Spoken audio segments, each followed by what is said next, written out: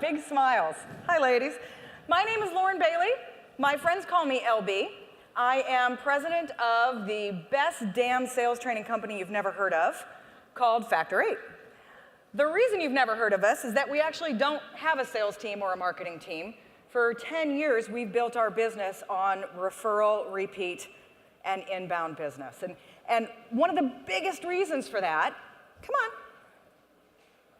there we go, is this incredible team I have. I've handpicked these folks because they have experience not just running huge sales teams, but coaching the calls, getting the lift, getting the turnaround. These people are amazing at getting sales results. And you'll recognize them around here because we all have on these great shirts. You've said it before, right? Right? Except there was probably something like, get on the damn phones! So we say it so you don't have to. So that's how you find us. All right, let me frame up what I'm going to talk about with you a little bit today. I've been running sales teams myself before starting Factor 8 for about 15 years. And about halfway through, I switched over and ran training organizations, mostly because I was pissed at the reps that were coming out of training, right? It was like, come on, we made good hires. How come these people can't pick up the phone and sell anything? And what I've really noticed is that so much of what we've based our salesmanship around is this standard sales process, right? We meet somebody, we build some rapport, we find a need, we fill the need, we close it. Coffee is for closers. Like, this is old school thinking, you guys, right? And 80% or more of what's out there in terms of training and books and the knowledge that is fueling your sales team is built on this old school thinking. So let's talk about what's new school, right? What's actually happening in your sales process today looks more like this, right? I have 800 leads, most of them are crap. Who am I gonna call? How do I get them to call me back, right? Like, this is the reality. And it's based on the changes in the buyer's journey and the fact that we're digital sellers now, right? How often are you face-to-face with a customer, especially first? Let me show you what it looks like from your rep's point of view. Come on, clicker. Tons of reps tell me they feel like they could be replaced by an outgoing voicemail message, right? Coffee is not for closers anymore, folks. It's for openers. And that leads me to my frontline fix number 1. Fix your intros. Do you guys remember Moneyball? You gotta get on first if you're gonna get to home, all right? I'm telling you, just fixing the introductions that your people are using on the phones can double or triple your sales results. I have case study after case study after case study. Here's one of them, all right? It makes sense. If people will stay on the phone with you, you can double your selling time. It's like cloning yourself or hiring a whole second sales team by fixing this one thing. And let me tell you, they need fixing. I've listened to a couple thousand calls every year, and I'm about to play you one, Jody, if you're ready for me in the back. This is pretty typical. Let's take a listen. Sure would. It'd be great. Thank you. We've edited out company names to protect the wicked here. Hello, Bryce. Hey, good morning. This is Mike Kins calling. I'm calling for... Can you hear? And the purpose of the call, Bryce, is this isn't intended to be a sales call. Really, it's just to inform you that we're making some exciting strides by offering this SMB division, the Small to Mid-Sized Business Group. And the purpose for that is to get the pricing, the resources that a lot of the enterprise and commercial accounts have come to enjoy. Yeah, he's still talking. talking. Get that down to the small to mid-sized business level. And one of the things that we're introducing and making available to all the have we heard enough? Are we done with this? Go ahead and kill it. Thank you. That introduction went on for 2 minutes and 48 seconds. I'm not even joking. I'm not even joking. It's shocking to me that the guy was still there on the other end of the phone, but I'll give you like one guess as to what he said when he finally got a chance to speak. Yeah, I don't have time for this. Click. We call that intro the show up and throw up, which is exactly what he did, right? It's one of the most common mistakes out there in the intro. The second most common mistake is the not so cleverly disguised value prop, right? Value props are great, but folks, they ain't your intro. They ain't your intro. So let's talk about what should be your intro. Great phone introductions, under 10 seconds long. The absolute goal of your introduction is to get them talking as soon as possible. As soon as possible. And it has to answer 3 questions. Who the hell are you? What do you want? And why should I care? That's it. It mostly has nothing to do with you and needs to be about them, right? Good intros are not the time to start selling. We need to make it about them instead. We call that SWIFT. At Factor 8, we teach the SWIFT intro because it stands for, so what's in it for them? All right, so here's what SWIFT intro should include. Their name first, your name and company. I say abbreviated version because I was doing training for HP, and this guy literally, this was his intro. My name is Sam Donaldson, Jr. I am an account executive with Hewlett-Packard, the small to medium business division of the East Coast. Nobody gives a damn, buddy. Just say you're Bob with HP, right? So make it quick. The goal is to get them talking as soon as possible. Now, I want you to say the purpose of your call with an ear perk. And I got to act this out, so bear with me. Here is every decision maker you're calling. Really, not waiting for your call at all, right? Not shocking you here. They picked up the phone on accident because you have local number recognition and, right, they thought it was the kids' daycare. They pick up the phone, they're not listening to you, right? And you launch into your intro. Your whole goal right now is to get them to pause by perking their ear. One little thing that they heard that didn't sound like blah, blah, blah, blah, blah, blah, blah to them, right? Because they're not listening to you anyway. We're going to cover what those can be. And we end it with 1 to 3 no-brainer questions. Here we go. What is a SWIFT ear perk? Come on. You may have to help me back there because apparently my thumb is like not working. Okay. What do business people care about? You can save me some time. Number 1 answer. Money, right? Number 2 answer. Make me more, save me some, return on investment, GP, profit margins. Those are all money words that perk an ear, right? What else do I care about? Make my life a little easier, please. I will pay so much money for somebody to just make my life a little easier. People also want to look good. They want to have power or control over something. And some people like to be protected from risk. Can you see how different decision makers care about different things? Right? You're selling to the CFO. We're leading with risk aversion and control. Right? I've got lots of resources to help you write better ear perk statements in a second. But the last one is a lever. The lever is the name. Right? You called somebody else in the company and they told you to call this other guy. Oh, I don't handle that. Right? Call Lauren. Well, you don't call Lauren and say, this guy sloughed me off, told me to call you, right? You say, oh, I was speaking with Bob and he asked me to give you a call. And I promised him that I would. I'm listening now, right? Bob told you to call? So a lever is another ear perk. Now, are they 100% listening to you yet? No, they're not. Not yet, but we're getting there. So here's what it looks like. Really simple. Max, LB here with Factor 8. I'm calling to see if I can help increase your membership revenue by 23%. Boom, I go into my questions. Next example. Max, Lauren here at Factor 8. The goal of my call is to help make prepping for your Sales Machine Summit a little easier this year. It's 1 sentence. Simple, right? All right, here is the secret sauce. You end your intro with 1 to 3 no-brainer questions. These are closed questions. Now, I know everybody has always taught you to ask open questions. This is not the time for that. Why? Because they're still not listening to you, right? They're half doing email, and you say, tell me about your greatest challenge when preparing for it, and they're like, I don't have time for you. It's not the time yet. What you want to do is ask them something they can't help but answer. 1 word.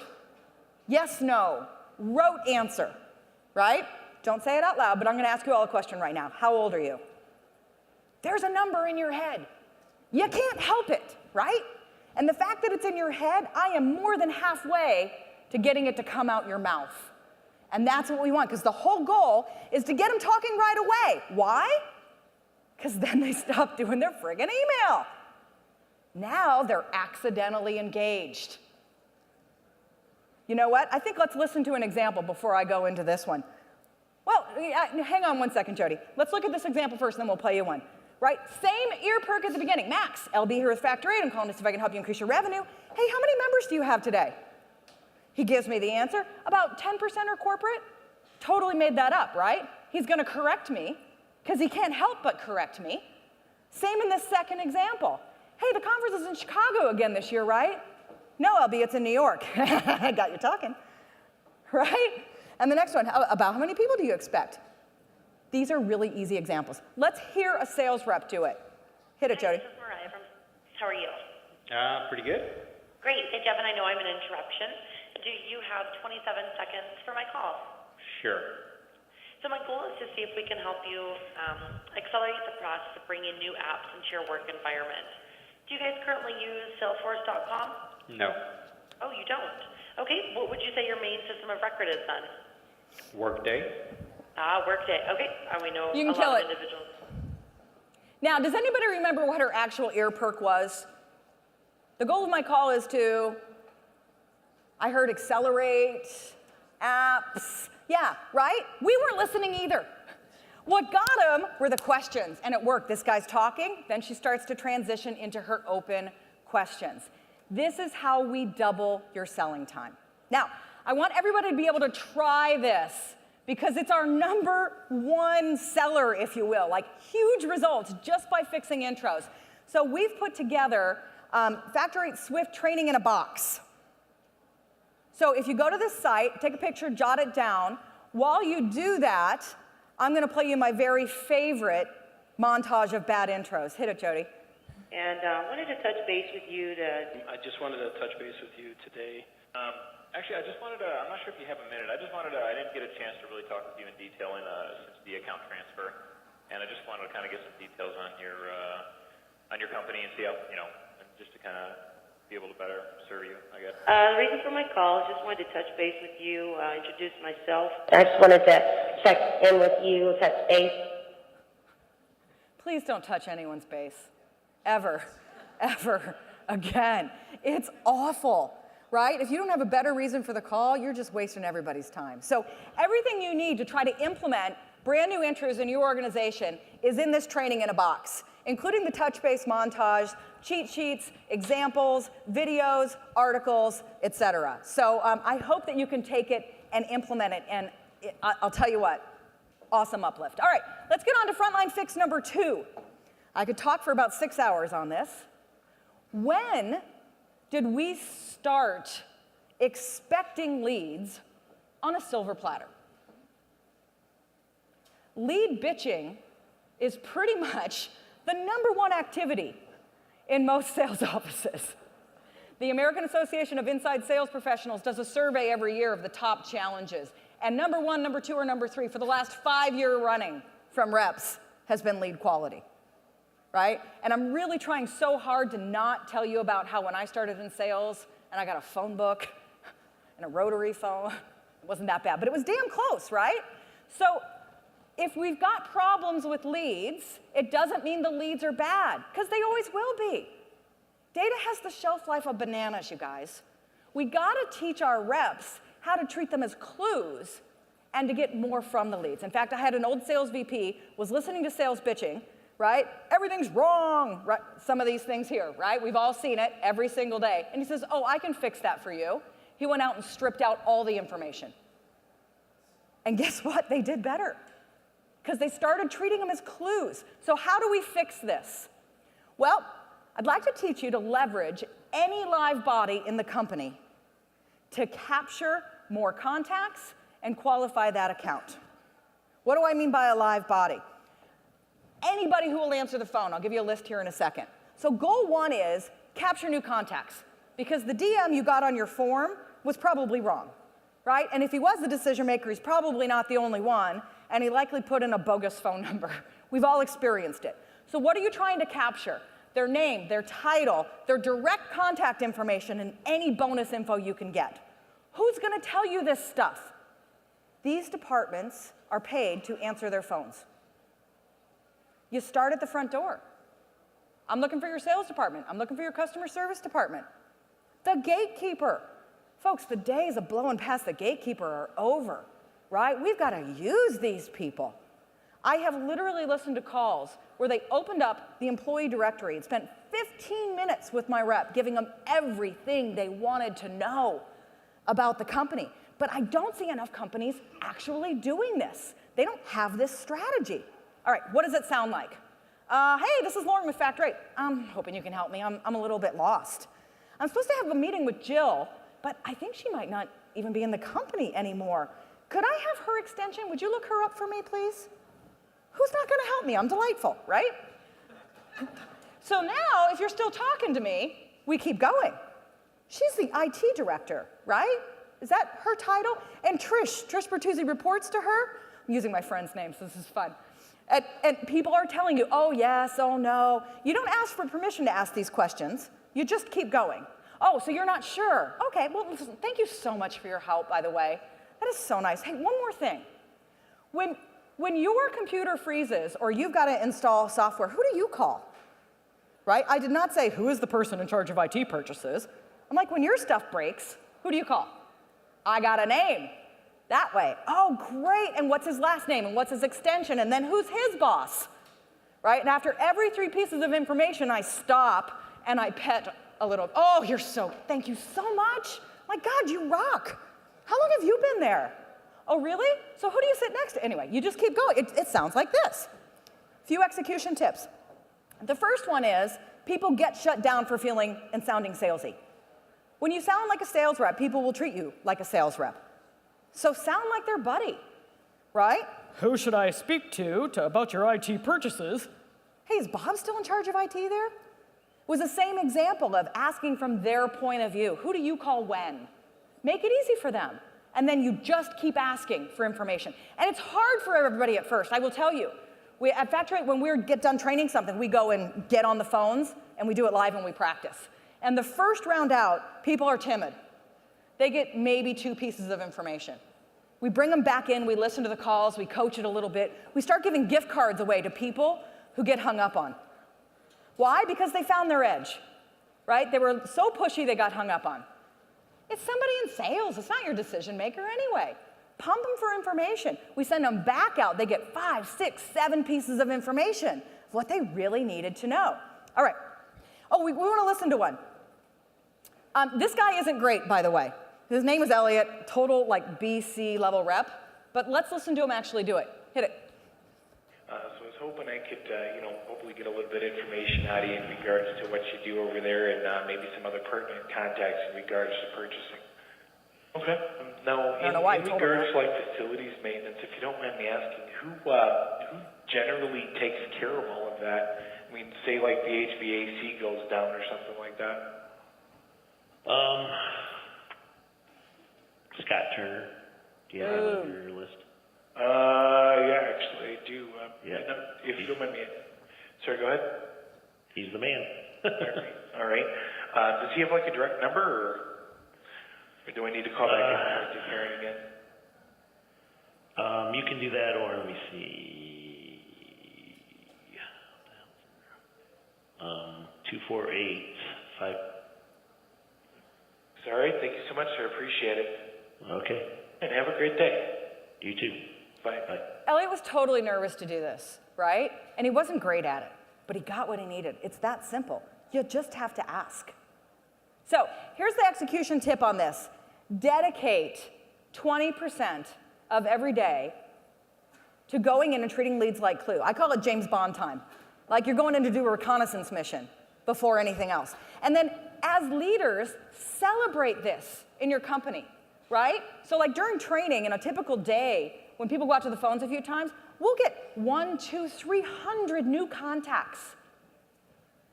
Let's celebrate that, right? Run a contest, do what you need to do to help people focus on treating leads as clues.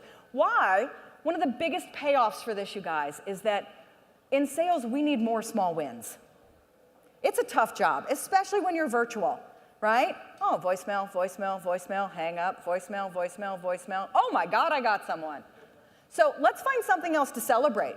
Do a little James Bond time. Go capture information, clean up your leads a little bit, have some fun doing the reconnaissance mission, and then those small wins make us feel more successful and happier.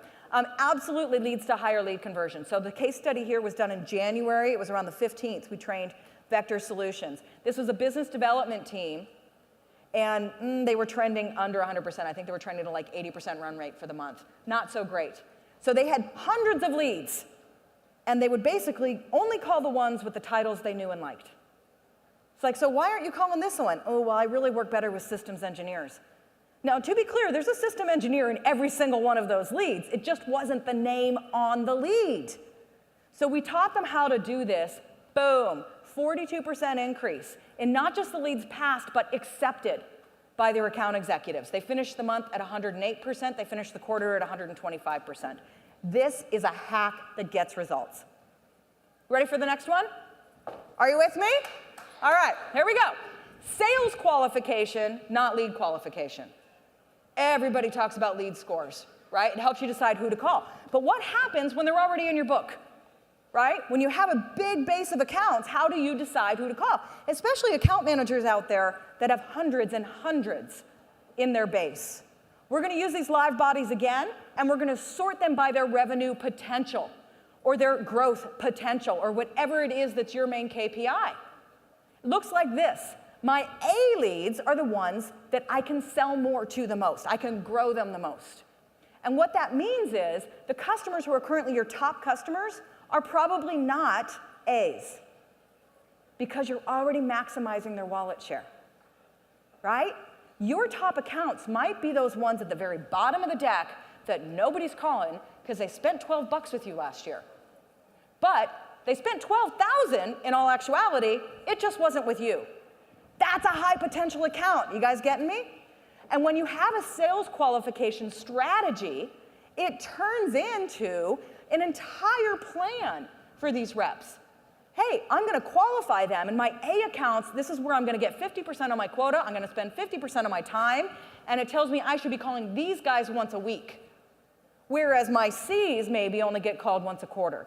Right? Everybody uses a different methodology. We've helped a lot of clients install this. Once you get out to like F and G, you're going a little too far. Right? But you can do a qualification, not just your decision maker, but with those same live bodies when you're doing your James Bond work. What are clues to growth potential? Every company's will be a little bit different. Chances are it has something to do with their size, right? If you're SaaS, maybe it's about the number of Salesforce users they have. Now, you can't call up and ask somebody, hey, how many Salesforce users do you have? Because nobody knows the answer to that question. But what they can tell you is how many employees are in the company, right? Oh, there's about 500 employees. How many salespeople? Oh, gosh, I don't know. You think about 100? Uh-huh. You guys, you use Salesforce there, right? Yeah. Boom, you got your answer, right? It's that conversational way again. So everybody's company are different. Here are some common ones that we see. The key is 3 or 4 questions that any live body can answer, right? Pretend your brother is the new intern. He doesn't know much, but it'll tell you whatever you want to know, okay? Let's listen to one. This is Elliot again. Elliot worked for a Fortune 500 industrial distributor, and this is what he cared about, right? This was the goal of his call. Hit it. This is Terry. Hey, good morning, Terry. My name is Elliot. I'm calling with you. Did I catch you at a good time this morning, sir? Sure, anytime is going to be interesting. Okay, I mean, let me rephrase it. Can I steal a couple of minutes from your morning? Sure. All right, excellent. So would it be all right if I asked you a couple of questions? Okay. All right, your facility itself, you guys are machine and tool shop? Yes. All right. Parts manufacturer. Okay. Parts. All right, and how big of a facility do you guys have over there? How many employees? We have 2 facilities. Okay. Probably, I would say 150,000 square feet max of manufacturing floor. Okay. But I'm going to say it's probably about right. All right, any warehouse or anything? Well, we do that in the second facility. It's kind of a / manufacturing storage facility. Oh, okay, well, that's interesting. So, and the amount of employees you guys have over there? Well, I think all told there's about 280 employees. Oh, wow. I didn't realize you guys were so big. And are you the head of maintenance over there? Or? Yes, I am. All right, that's good Okay, enough. so We don't have time to run through the bitter end. So this guy's no sales genius, right? But he got absolutely everything he needed to know, and you could tell he was pleasantly surprised. He was like, oh wow, you're actually a pretty good account. I'm going to keep you. So here's a couple quick tips on this. The first one is people will never give you a straight answer, first off, right? How many employees do you have? I don't know. We're pretty big. So give them the over-under. Would you say over 50, under 50? Whatever your qualification criteria is. Same thing with square feet, right? Industrial, they cared about how big the building was. But if you ask me right now with a gun to my head, how many square feet are in this room, I have no freaking idea, right? So we make it easy. Oh, would you say like you're more the size of a McDonald's or a Walmart? Oh, we're like 6 Walmarts. Loving this account. And the last execution tip is do not hang up, come on baby, if they're still talking. Just keep asking. Get the whole Rolodex, get everything you need. And it's a lot of fun to go and do. You'll see it absolutely spike sales. And when you have a growth strategy, now you have a day strategy. What's the payoff? The case study here we did with Ingram Micro, a division of their electronics, right? These guys were trending down on account growth. Like many account managers, they were sort of inbound order takers, worked with the top 20% of their books, didn't really care about what was sitting at the bottom. 67% growth in legacy accounts. These people went nuts. When you get reps out there qualifying and finding their A's, it's like lighting fires. It's a whole new world after that. And of course, we see the revenue spike as well. All right, the last speaker talked a little bit about Simon Sinek and what's your why. And this is mine. So this tip is for the managers out there, right, for my leaders. Folks, work shouldn't suck. It's pretty profound. 50% of sales hires end in divorce, especially in inside sales. It's not uncommon to have 70, 80, 100% annualized attrition. That's pretty painful. And Bain and CEB told us last year that 50% of reps on your team today need to be retrained or removed. This is painful, right? It gets worse. We spend over $25K on average recruiting salespeople. Some studies will tell you it's 3 times that. I want, modest. But Training Magazine tells us that on average, we spend about $1,000 per employee training them. Ouch. It's the same with tools. InsideSales.com says we spend about $3,000 per rep on tools, but less than $1,000 per rep on sales training. But here's the punchline. You can cut attrition in half with a good sales training program. That's, again, a study by Training Magazine. You can cut it in half. So it's like, hello, right? Training and attrition are part of the very same thing. Reps report it. The #1 reason reps report that they're leaving companies, lack of development.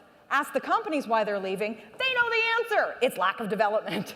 And yet we're still spending a fraction of money on developing our people. So here's the quick fix. Teach them to be successful. And they will like coming to work, and they will stay.